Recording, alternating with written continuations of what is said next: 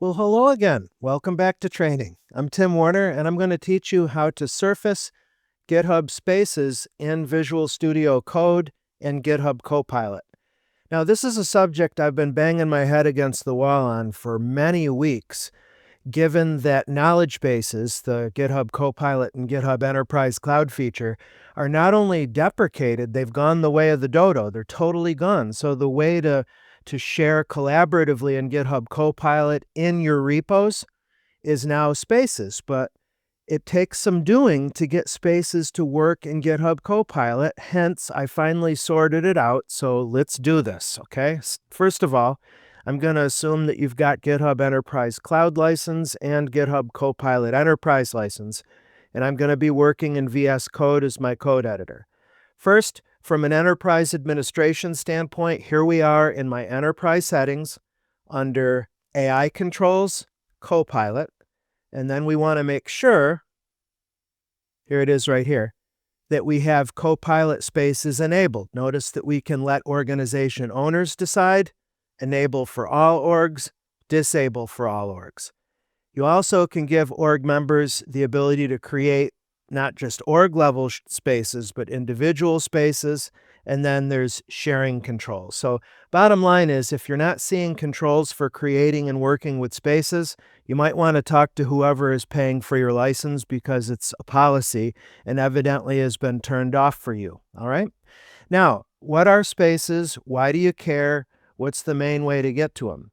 Well, let me show you all three. I'll answer all those questions at once. Here we are looking at a repo. It doesn't matter which one necessarily. And up here, again, as long as you've got access to GitHub Copilot Chat in GitHub Cloud, we can chat with Copilot, which really is a nifty, very ChatGPT-ish interface.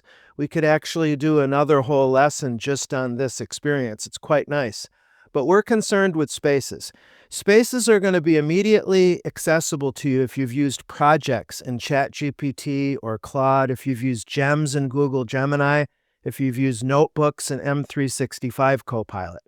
Spaces are the GitHub Cloud, GitHub Copilot analog to that. And the idea is that you can have spaces just for you, but the value really comes in, you can do repo-scoped spaces that your Eng team can share and collaborate on. Let's check this out. I'm going to create a space, and I'm going to call this Claude Code because I'm going to attach it to a repo I have. Let's just say that our team is working on this Claude Code project. And yes, we have a Slack channel, we have a Teams channel, but we want to collaborate in code as well. I'm going to own this as an org, as opposed to a user.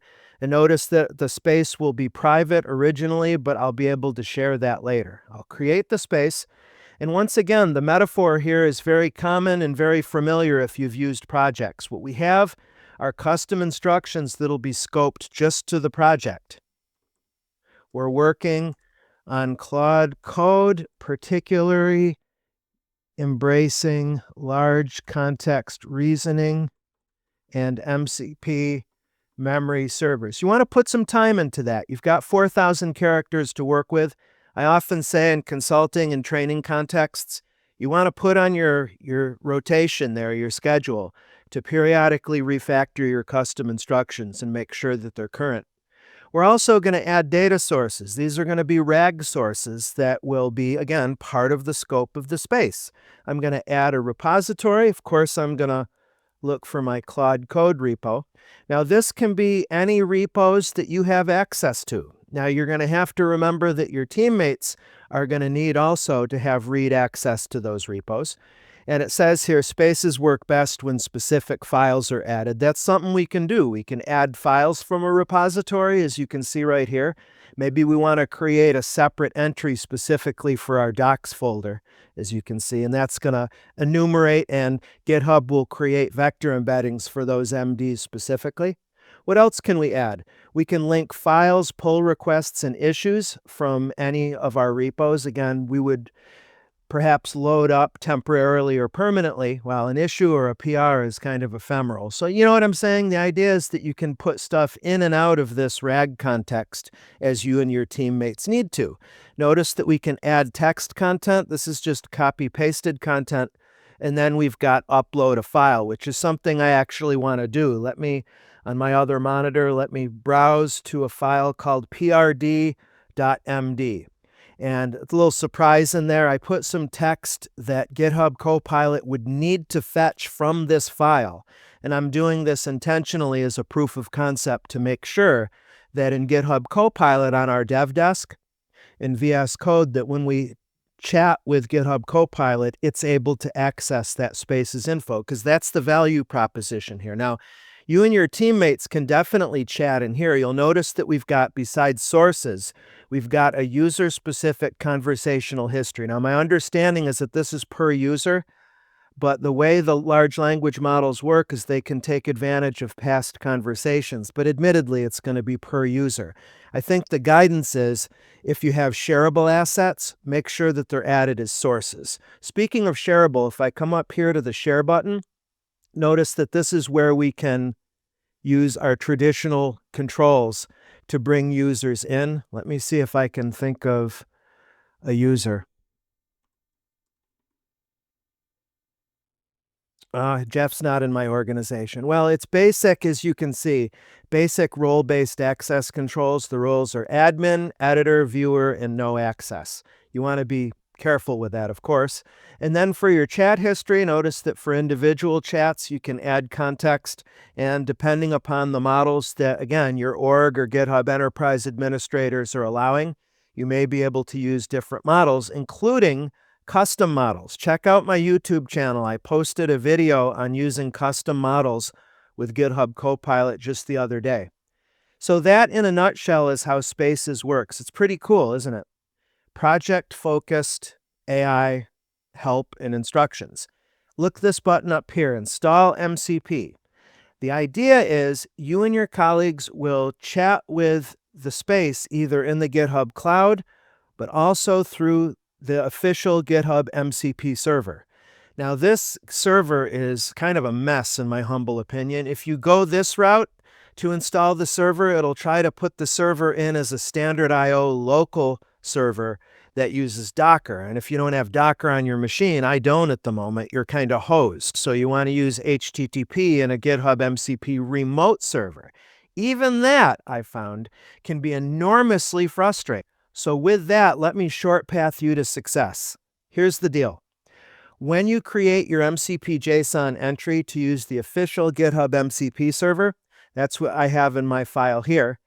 Remember, you can name the MCP anything you want. I have the GitHub MCP server without these headers, without the x-mcp-toolsets header that I'm using elsewhere, and I just have it named GitHub or GitHub MCP. I wanted to differentiate that. Let me open the command palette and choose MCP list servers, and you can see what I'm talking about. I've got GitHub MCP in my global VS Code settings, and then locally here in my code base, you can create a workspace level MCP client config under .vscode mcp.json, and that's why I named it on line 11, GitHub with spaces. You're going to use HTTP as your transport. The target endpoint is api.githubcopilot.com/mcp. The headers, we're not going to put a key or a pat directly in our client file. VS Code's MCP client can securely store your bearer token or your pat. You'll want to have an inputs clause here in your file like I do. And the first time you start the server, this input routine will run, and it'll ask you, here's the description, it'll ask that.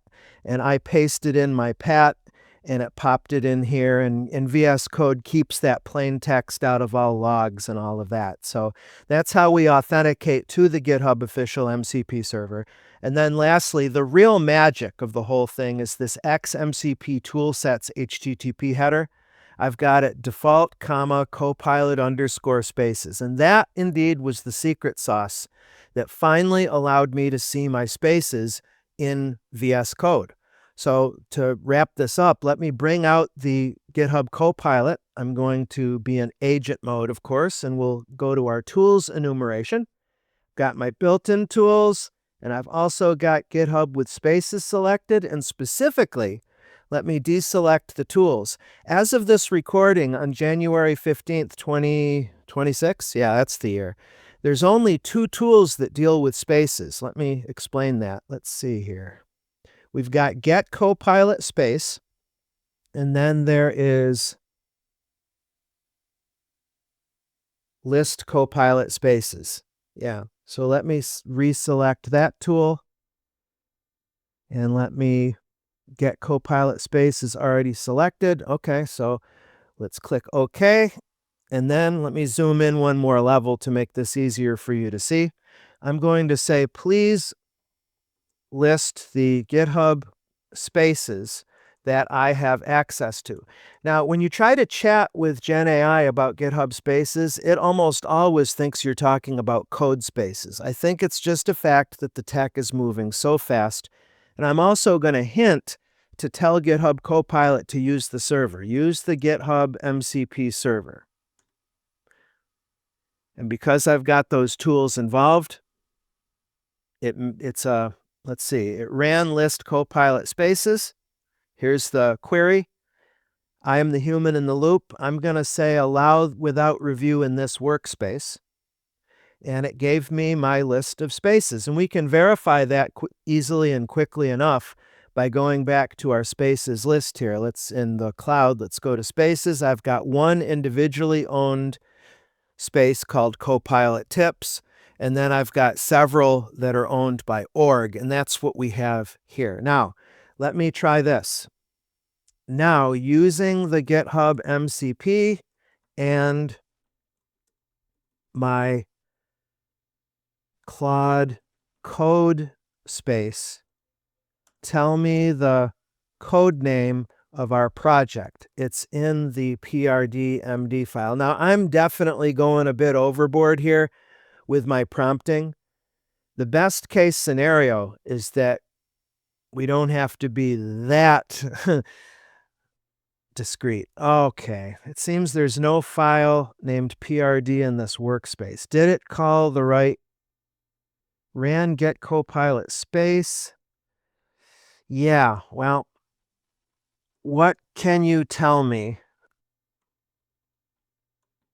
about the Claude code GitHub spaces space? Use the GitHub MCP. Again, I'm being overly broad here. It's giving me metadata, but I'm really not getting the deep visibility that I want. And I believe it's the fact that we've only got two tools, and neither one is doing much CRUD. They're basically just enumerating the spaces and their contents. I'm going to say, how about RAG sources? So let's try to interrogate it a little bit further. Yeah, it's describing what that is, but I'm going to say, no, I mean, there's a PRD in that space's knowledge I need you to read.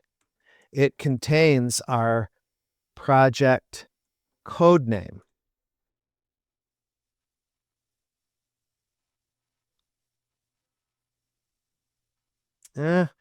Now, unfortunately, it's face planning here. Memory server is the name of the project in my current repo, and it does, coincidentally, it's the same repo that the space is all about, but we're just face planning. I still consider this video, even though it's going a bit over long, to be a success because at least we've gotten as far as surfacing our spaces in GitHub Copilot, and I'm telling you, it's been an annoying journey.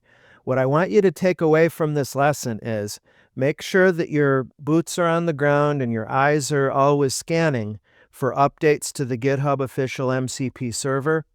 Stay on github.blog, go to the GitHub site and the source repos, and check those tools. And another thing we can do is when you enumerate your tools, you can just type using free language here. Whoops, let me try that again. You can do a quick filter by looking for the name. So I've got space. That's not doing a really great job of filtering. So I've got list Copilot spaces, retrieves the list of Copilot spaces accessible to the user. And we've got get Copilot space, where the tooltip is this tool can be used to provide additional context to the chat from the space. Yeah, well, Copilot space Claude code has a PRD in knowledge that contains what info? I'm going to try one more time.